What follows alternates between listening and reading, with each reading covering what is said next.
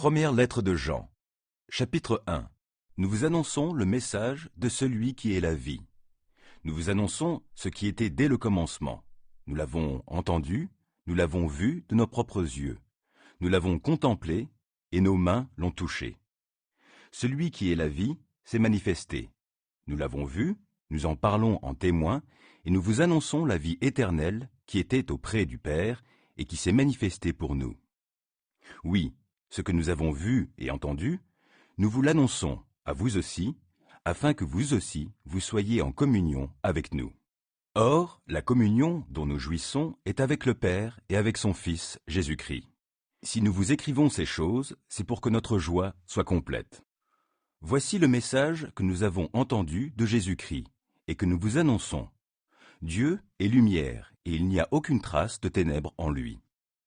Si nous prétendons être en communion avec lui, tout en vivant dans les ténèbres, nous sommes des menteurs et nous n'agissons pas comme la vérité l'exige.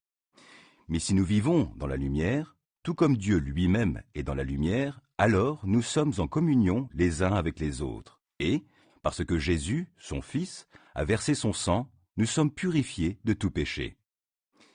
Si nous prétendons n'être coupables d'aucun péché, nous sommes dans l'illusion et la vérité n'habite pas en nous.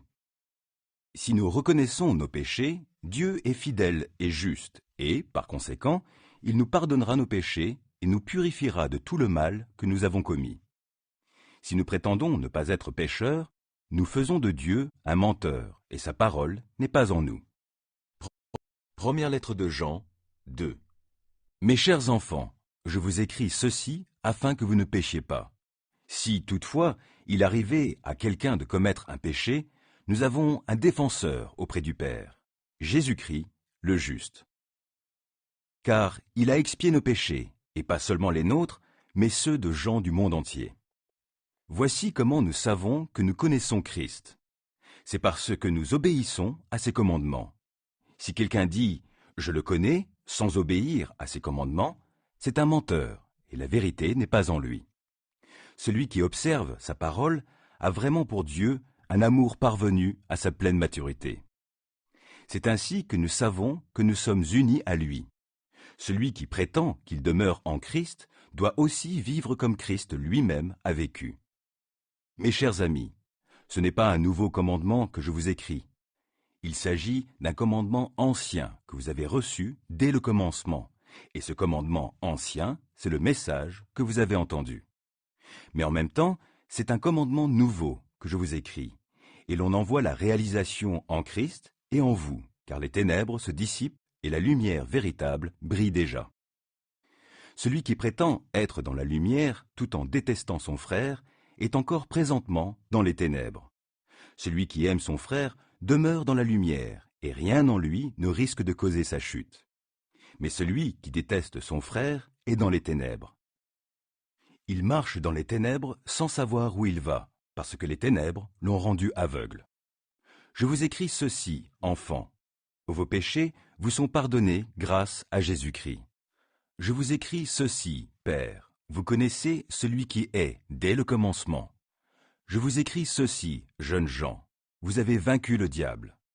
Je vous le confirme, enfants. Vous connaissez le Père. Je vous le confirme, Père. Vous connaissez celui qui est dès le commencement.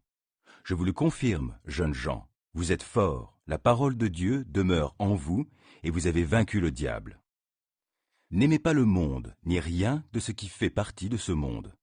Si quelqu'un aime le monde, l'amour pour le Père n'est pas en lui. En effet, tout ce qui fait partie du monde, les mauvais désirs qui animent l'homme livré à lui-même, la soif de posséder ce qui attire les regards, et l'orgueil qu'inspirent les biens matériels, tout cela ne vient pas du Père, mais du monde. Or le monde passe avec tous ses attraits, mais celui qui accomplit la volonté de Dieu demeure éternellement. Mes enfants, c'est la dernière heure. Vous avez appris qu'un antichrist doit venir. Or, dès à présent, beaucoup d'antichrists sont là. Voilà pourquoi nous savons que nous sommes entrés dans la dernière heure. Ces adversaires de Christ sont sortis de chez nous, mais, en réalité, ils n'étaient pas des nôtres. Car, s'ils avaient été des nôtres, ils seraient restés avec nous. mais ils nous ont quittés pour qu'il soit parfaitement clair que tous ne sont pas des nôtres. Vous, au contraire, vous avez été oints du Saint-Esprit par celui qui est saint, et vous avez tous la connaissance. Si je vous écris, ce n'est pas parce que vous ne connaissez pas la vérité, mais parce que vous la connaissez, et qu'aucun mensonge ne vient de la vérité. Alors, qui est le menteur? C'est celui qui nie que Jésus est Christ. Et l'Antichrist, c'est celui qui refuse de reconnaître le Père et le Fils. Tout homme qui nie que Jésus est le Fils de Dieu ne connaît pas non plus le Père. Celui qui reconnaît que Jésus est le Fils de Dieu connaît aussi le Père. C'est pourquoi, tenez-vous soigneusement à l'enseignement que vous avez reçu dès le commencement. Si ce que vous avez entendu dès le commencement demeure en vous, vous demeurerez aussi unis au Fils et au Père. Et voici la promesse qu'il vous a faite, la vie éternelle. C'est au sujet de ceux qui vous entraînent dans l'erreur que je vous écris ces choses. Quant à vous, l'Esprit dont vous avez été oints par Christ demeure en vous. Vous n'avez donc pas besoin que l'on vous instruise, car cet Esprit dont vous avez été oints vous enseigne tout. Il est véridique, il ne ment pas. Restez donc attachés à cet enseignement tel que vous l'avez reçu de l'Esprit. Mes enfants, demeurez attachés à Christ pour qu'au moment où il paraîtra, nous soyons remplis d'assurance et que nous ne nous trouvions pas tout honteux loin de lui au moment de sa venue.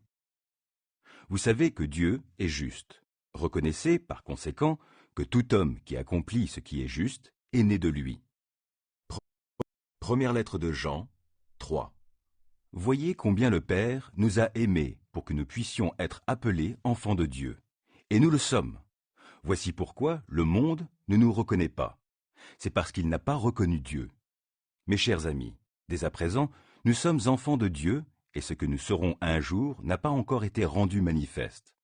Nous savons que lorsque Christ paraîtra, nous serons semblables à lui, car nous le verrons tel qu'il est.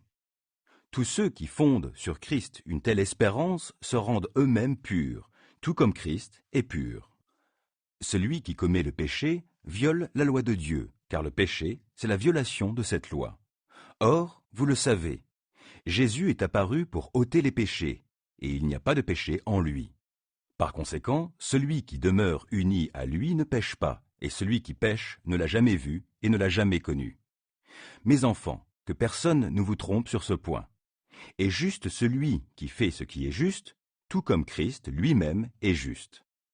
Celui qui commet le péché est du diable, car le diable pêche dès le commencement.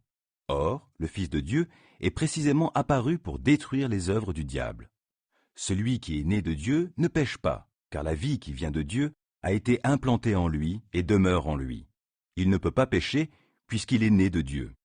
C'est ainsi que se manifeste la différence entre les enfants de Dieu et les enfants du diable.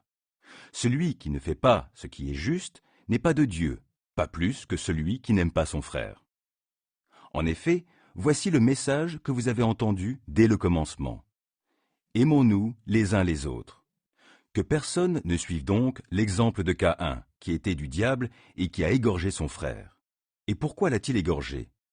Parce que sa façon d'agir était mauvaise, alors que celle de son frère était juste. Mes frères, ne vous étonnez donc pas si le monde a de la haine pour vous. Quant à nous, nous savons que nous sommes passés de la mort à la vie parce que nous aimons nos frères. Celui qui n'aime pas demeure dans la mort, car si quelqu'un déteste son frère, c'est un meurtrier, et vous savez qu'aucun meurtrier ne possède en lui la vie éternelle. Voici comment nous savons ce que c'est que d'aimer. Jésus-Christ a donné sa vie pour nous. Nous devons, nous aussi, donner notre vie pour nos frères. Si quelqu'un qui possède du bien en ce monde voit son frère dans le besoin et lui ferme son cœur, l'amour de Dieu ne peut être présent en lui. Mes enfants, que notre amour ne se limite pas à des discours et à de belles paroles, mais qu'il manifeste sa réalité par des actes. C'est ainsi que nous saurons que nous sommes de la vérité, et nous rassurerons notre cœur devant Dieu. Si notre cœur nous condamne d'une manière ou d'une autre, car Dieu est plus grand que notre cœur et il connaît tout. Mes chers amis, si notre cœur ne nous condamne pas, nous sommes pleins d'assurance devant Dieu. Il nous donne ce que nous lui demandons, parce que nous obéissons à ses commandements et que nous faisons ce qui lui plaît. Or, que nous commande-t-il? De placer notre confiance en son Fils Jésus-Christ, est de nous aimer les uns les autres comme il nous l'a lui-même prescrit. Celui qui obéit à ses commandements demeure en Dieu, et Dieu demeure en lui. Et à quoi reconnaissons-nous qu'il demeure en nous? De par l'Esprit qu'il nous a donné. Première lettre de Jean, 4. Mais attention, mes chers amis, ne vous fiez pas à n'importe quel esprit. Mettez les esprits à l'épreuve pour voir s'ils viennent de Dieu, car bien des prophètes de mensonges se sont répandus à travers le monde. Voici comment savoir s'il s'agit de l'Esprit de Dieu. Tout esprit qui reconnaît que c'est pleinement humain que Jésus est venu vient de Dieu. Tout esprit, au contraire, qui ne reconnaît pas ce Jésus-là ne vient pas de Dieu. C'est là l'esprit de l'Antichrist, dont vous avez entendu annoncer la venue. Eh bien, dès à présent, cet esprit est dans le monde. Vous, mes enfants, vous êtes de Dieu, et vous avez la victoire sur ces prophètes de mensonges. Car celui qui est en vous est plus puissant que celui qui inspire ce monde. Eux, ils font partie du monde. C'est pourquoi ils tiennent le langage du monde, et le monde les écoute. Nous sommes de Dieu.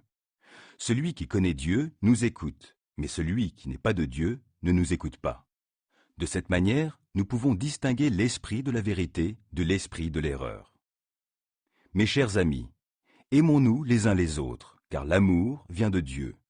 Celui qui aime est né de Dieu, et il connaît Dieu. Qui n'aime pas n'a pas connu Dieu, car Dieu est amour.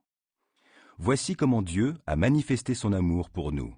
Il a envoyé son Fils unique dans le monde pour que, par lui, nous ayons la vie. Voici en quoi consiste l'amour. Ce n'est pas nous qui avons aimé Dieu, mais c'est lui qui nous a aimés. Aussi a-t-il envoyé son Fils pour expier nos péchés. Mes chers amis, puisque Dieu nous a tant aimés, nous devons, nous aussi, nous aimer les uns les autres. Dieu, personne ne l'a jamais vu. Mais si nous nous aimons les uns les autres, Dieu demeure en nous, et son amour se manifeste pleinement parmi nous. Voici comment nous savons que nous demeurons en lui, et qu'il demeure en nous. C'est par son esprit qu'il nous a donné. Nous l'avons vu de nos yeux, et nous en parlons en témoin. Le Père a envoyé son Fils pour être le Sauveur du monde. Si quelqu'un reconnaît que Jésus est le Fils de Dieu, Dieu demeure en lui, et lui en Dieu.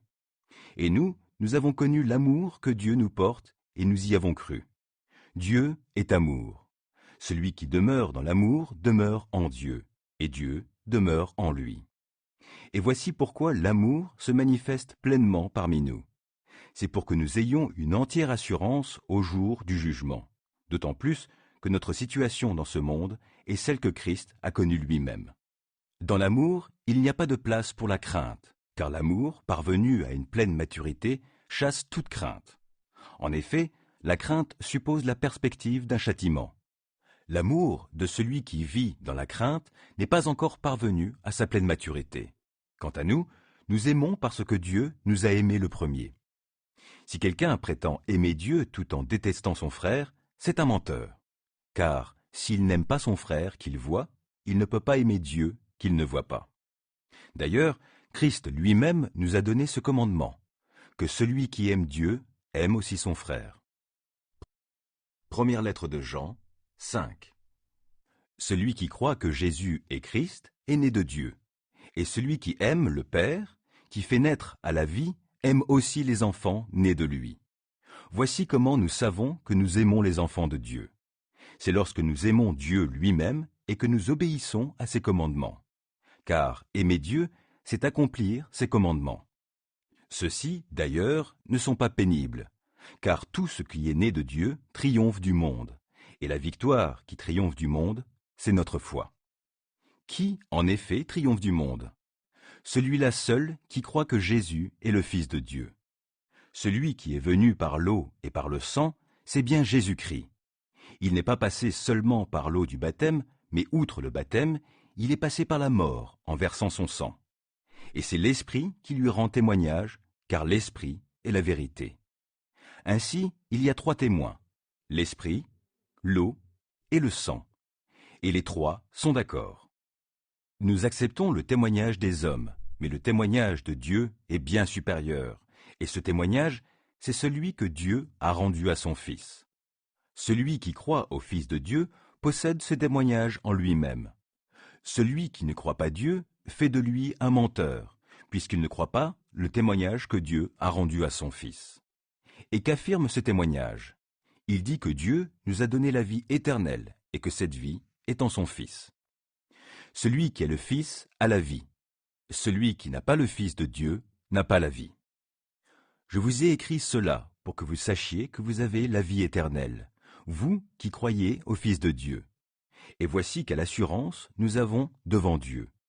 Si nous demandons quelque chose qui est conforme à sa volonté, il nous écoute. Et si nous savons qu'il nous écoute, nous savons aussi que l'objet de nos demandes nous est acquis. Si quelqu'un voit son frère commettre un péché qui ne mène pas à la mort, qu'il prie pour ce frère, et Dieu lui donnera la vie. Il s'agit de ceux qui commettent des péchés qui ne mènent pas à la mort. Mais il existe un péché qui mène à la mort. Ce n'est pas au sujet de ce péché-là que je vous demande de prier. Toute désobéissance à la loi est un péché, certes, mais tous les péchés ne mènent pas à la mort. Nous savons que celui qui est né de Dieu ne connaît pas le péché qui mène à la mort, car le Fils né de Dieu le protège. Aussi, le diable ne peut pas le dominer. Nous savons que nous sommes de Dieu alors que le monde entier est sous la coupe du diable. Mais nous savons aussi que le Fils de Dieu est venu et qu'il nous a donné l'intelligence pour que nous connaissions le Dieu véritable. Ainsi, nous sommes unis au Dieu véritable, de par notre union à son Fils Jésus-Christ. Ce Fils est lui-même le Dieu véritable et la vie éternelle. Mes chers enfants, gardez-vous des idoles.